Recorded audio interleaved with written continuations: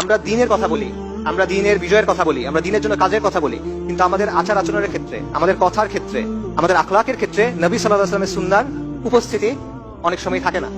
আমরা কথা বলার সময় অনেক সময় উগ্র হয়ে যাই, আমরা অনেক সময় মানুষের উপর এমন একটা ইলজাম দেই, একটা অভিযোগ দেই যেটা আসলে জাস্টিফাইড না। এগুলো কোনোটাই তো নবী সাল্লাল্লাহু আলাইহি ওয়াসাল্লামের সুন্নাহর সাথে মেলে না, এগুলো তো কোনোটাই একজন মুসলিমের সিফাত হওয়া উচিত না, কিন্তু বারবার আমাদের থেকে এটা হয়। এটা তো বাহ্যিক সুন্নাহ, যেভাবে আপনার পোশাক, আপনি পোশাকের মধ্যে সুন্নাহ পালন করার চেষ্টা করতেছেন, আপনার আদব আখলাকের মধ্যে এটা থাকার কথা, কিন্তু আনফরচুনেটলি এটা আমাদের অনেকের মধ্যে থাকে না। এখন আপনারা যুক্তি দিতে পারেন যে আপনি আমাদেরকে এটা বলতেছেন, অমুকরাও তো এরকম করে, তমুকরাও তো করে, ওদের আচরণ আরো খারাপ, ওদের আখলাক আরো খারাপ। হ্যাঁ সত্য, তাতে কি হয়েছে? এটা তো আপনার জন্য দলিল না।